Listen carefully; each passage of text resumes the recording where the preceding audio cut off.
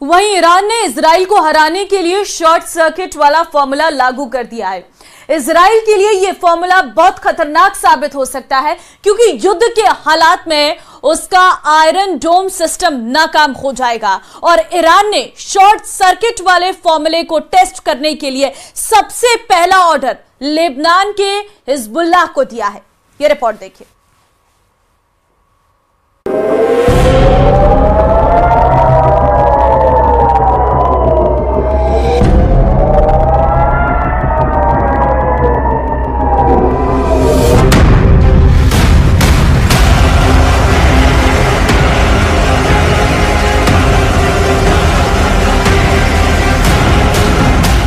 ये 4 अगस्त का वीडियो है। सुबह भी नहीं हुई थी और लेबनान इजराइल बॉर्डर पर रॉकेट हमले शुरू हो गए। ये रॉकेट हिजबुल्लाह दाग रहा था और अब इन्हें रोकना इजराइल के लिए बहुत बड़ा सिरदर्द बन गया है। नेतन्याहू कह चुके हैं कि हिजबुल्लाह जितने रॉकेट दागेगा इजराइल उतने रॉकेट मार गिराएगा। सवाल है कि इजराइल ऐसा कब तक करता रहेगा, क्योंकि इजराइल के खिलाफ मोर्चे 1 नहीं, 2 नहीं, 3 नहीं बल्कि 4 है। इसलिए रॉकेट वाले युद्ध ने बड़ा सवाल खड़ा कर दिया है। इस युद्ध में कौन जीत रहा है, कौन हार रहा है, इसका जवाब आपको चौंका देगा। 1, 2, 3, 4 गिनते रहिए। आपको 5, 10 नहीं बल्कि पूरे 16 रॉकेट शिकार करते हुए आयरन डोम मिल जाएगा। जी हाँ, इस हमले में हिजबुल्लाह के 16 रॉकेट इजराइल ने मार गिराए। एक भी रॉकेट इजराइल के एयर डिफेंस सिस्टम आयरन डोम से नहीं बच पाया। लेकिन फिर वही सवाल, रॉकेट हमले कब तक रोकता रहेगा इजराइल? क्या ईरान ने इजराइल को चकरघिन्नी युद्ध में फंसा दिया है? क्या ईरान ने इजराइल की एयर डिफेंस बैटरी फेल करने की तैयारी कर ली है? क्या इजराइल के खिलाफ ये ईरान का शॉर्ट सर्किट प्लान है? מדינת ישראל נמצאת במלחמה רב-זירתית נגד ציר הרשע של איראן. אנחנו מכים בעוצמה בכל אחד מזרועותיו. אנחנו ערוכים לכל תרחיש, הן בהגנה והן בהתקפה.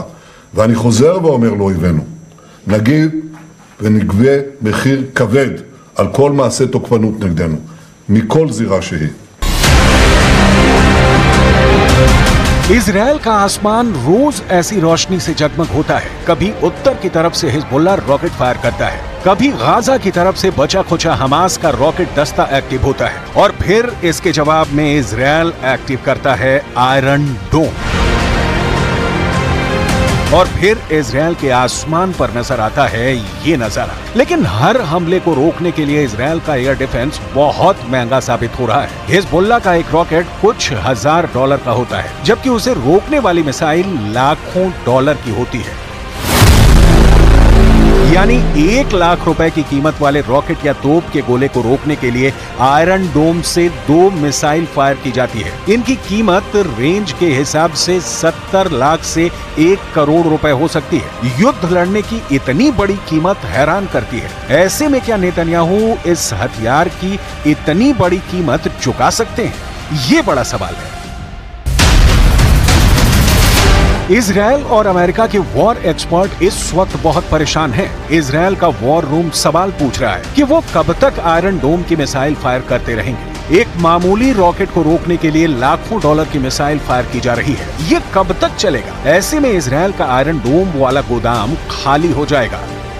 हिजबुल्लाह और हमास के रॉकेट अटैक के खिलाफ आयरन डोम का सक्सेस रेट 90% से ऊपर रहा है। यानी हर 100 रॉकेट हमलों के बाद जब आयरन डोम की मिसाइल फायर की गई तो उसने 90 से ज्यादा रॉकेट को आसमान में ही रोक दिया। इसी वजह से इस एयर डिफेंस सिस्टम पर इजराइल बहुत ज्यादा भरोसा करता है। आयरन डोम 4 किलोमीटर से लेकर 70 किलोमीटर दूर से हो रहे हमलों को रोक सकता है। ये मिसाइल को भी रोक सकता है, ये रॉकेट के हमले भी रोक सकता है और तोप के गोलों को भी रोक सकता है।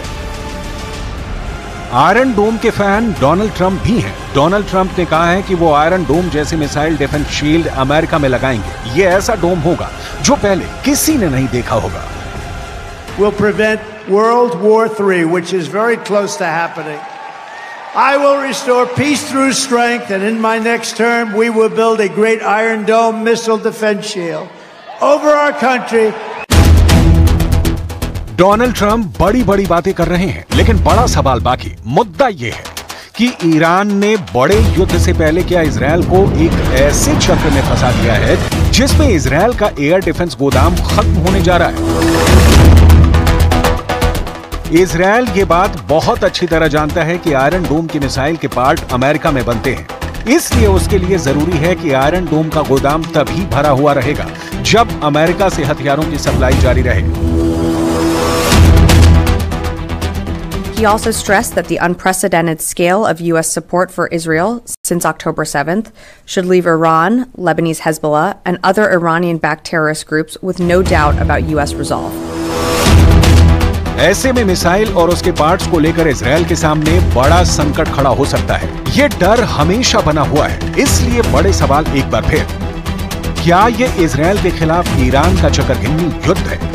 क्या ईरान ने इजरायल की एयर डिफेंस बैटरी फेल करने की तैयारी कर ली है? क्या इजरायल के खिलाफ ये ईरान का शॉर्ट सर्किट प्लान है? We know that the threat is there, it's still there. The Iranians are capable to shoot to Israel missiles and UAVs and cruise missiles, and this is exactly what we are preparing ourselves, as I said, for a very long time. And we have to say that it is us together with CENTCOM and the coalition which is around us, which is something very significant for the defense.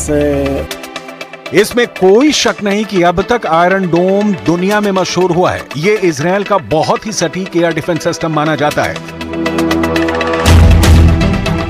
Iron डोम ने अब तक Hamas की तरफ से दागे गए हजारों rocket को मार गिराया है, लेकिन उसके सामने अब बड़ी मिसाइलों का चैलेंज है जो ईरान के पास भी है।